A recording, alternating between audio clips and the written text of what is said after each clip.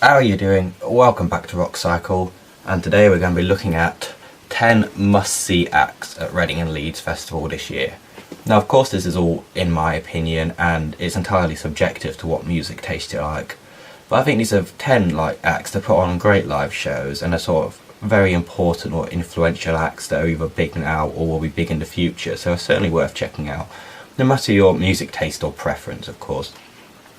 And one quick disclaimer before we get fully into this list is, although we don't have the actual times tables yet of the festival, judging from the posters some of these are going to clash, so I don't really know if 10 acts you all have to see or whatever I've called this video is quite fitting, because you won't be able to, so oops. But without further ado, let's just get into the top one, and this is in no particular order. So first of all I'm going to say it's 1975, and what a past year they've had.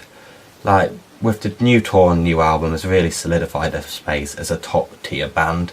Before that they did have a lot of doubters and a lot of haters, which to be fair myself included, who just thought they were another generic pop rock band just there for a bit of fun for all the edgy teenagers out there or whatever. But they have shown they are a great band, and they've put on so many great live shows on their last tour that they really deserve this spot of a headliner, and they are only going to get bigger and bigger and bigger, so they're definitely worth going down to check out. Now coming in after them is Youngblood.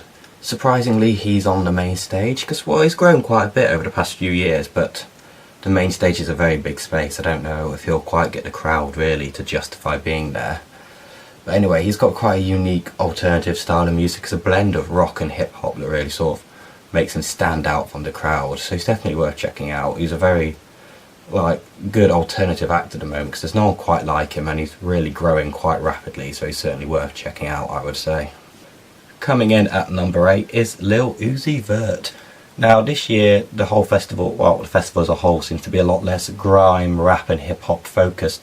So you've got to make the most of the artists that are there. Even if you're not a fan of those genres, they're worth seeing for the sake of variety, and you may be surprised you may end up enjoying them if you don't really think you like that kind of music. Especially with Lil Uzi Vert, because he lists his biggest inspiration as Marilyn Manson. He likes bands such as Paramore, and he's even been branded as emo rap. So he's certainly not like a generic rapper at all. But he does have clearly influences like Lil Wayne from the world of hip hop, so he's not just a rock act, and he is more of a rap focused one. But he produces really high energy shows. Everyone really says they're great who go to them, so they're definitely worth going down to check out, because I think he's going to be quite an important artist, and he's going to stand out there because he's such a different one from the majority of the acts this year. Now to change it up a bit, next is Boston Manor.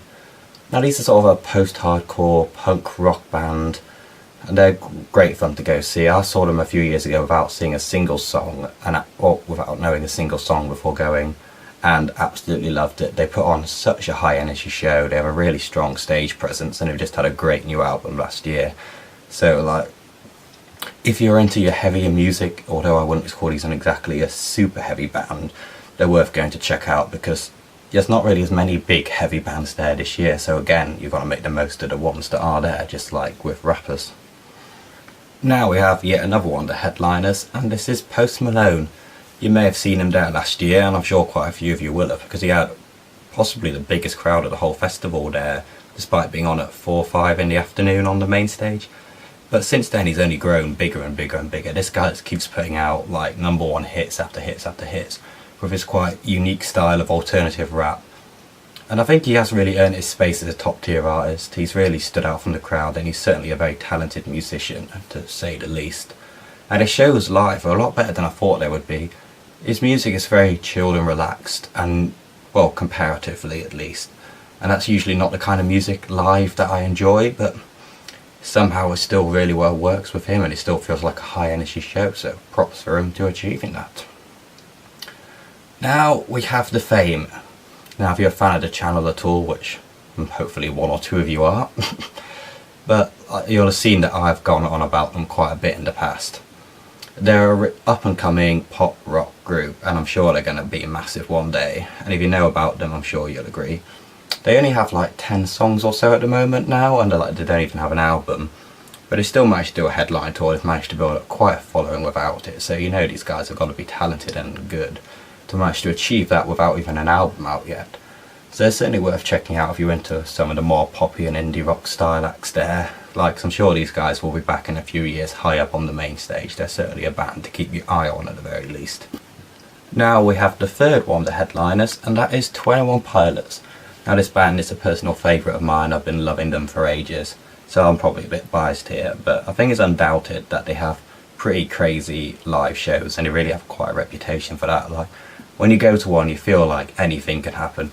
Like, for example, last time they were at a Reading and Leeds festival, Tyler Joseph, the singer of the band, ran over me in a giant hamster ball, which was, well, a unique experience to say the least. So they're certainly worth checking out just for how crazy their live shows can be with all the things they do. They really take it to the next level with all the extras like the pyro and staging and lights and all that. So, well, I'm not too sure how much creative control they have at a festival. I'll imagine it would be less than their own shows. But I'm sure they'll still be able to do a great deal even if they are a bit more limited. And that's even like before we've got onto their music, which I personally think is great, which I know everyone's not a fan of. But it is like they have so many different styles and genres they go into. Their show will be a roller coaster. It goes from slow emotional sing-along songs to super high energy, like jumping up and down raving. Like, when you go to one of their shows you get a bit of everything, to say the least. So they're certainly worth checking out even if you're not a massive fan of their music, which people seem to be. They're a really love or hate band. Now after them I'm going to say it's Billie Eilish. Arguably the hottest act in the world right now. She has really been blown up this past few months since she's been added to the festival poster. And I think that's quite a problem really. She's on the second stage and I really think she should certainly be on the main stage, just because she has such a large following, even though she's only got her one album out now. Now I know she's got quite a stereotype of being for the edgy teenage girls, is what a lot of people say about her, but I think she's shown she's a talented musician, and to say the very least she's really unique. There is no one else quite like her there, and I'm sure she's going to just get bigger and bigger and bigger as the years go on. And honestly, I wouldn't be surprised if she becomes Leeds and Reading's first ever solo female headliner in the next few years, because I think the way her career is going so far, she's on that sort of trajectory, so I wouldn't be surprised if we see her again in the next few years. And also her live shows are surprisingly good compared to like how you think they would be. They're a lot more energetic, a lot more jumpy around-y style than you'd think listening to her music, so they're good fun if you just want a bit of a jump up and down and a dance, to say the least. You can just go for that even if you don't like her. Now at number 2 is Foo Fighters. Now if you're not already planning to go see them, I really don't know what I can say that will make you want to go, because they are arguably the biggest rock band in the world right now. They sell out full-on arenas by themselves. They sell out places as big as Leeds and Reading's full capacity by themselves. Like, that's how big this band is. So, and they really have earned it over such a long career. Like, they'll play a 2.5 hour long set, maybe 3 hours, and they'll still be playing classic songs the whole way through. You'll recognise a lot more than you think you would if you're not a fan of theirs. At the very least you'll recognise a couple. And even if you don't, they do a few covers. They like to have a bit of fun and mess around and play songs that aren't theirs. So you may recognise a few of them. And like, they're just a band that does genuinely enjoy performing despite doing so many shows over their career. They really love being there, they're enjoying it themselves, and that really shows to the fans, and I think that creates a much more fun experience. And now finally coming in at the top spot, even though this list isn't really in an order per se, is Enter Shikari. There's a reason why this band has got 4 shows this year. There's a reason why this band gets a crowd as big as the headliners do, and there's a reason why this band has won so many awards for being a great live band.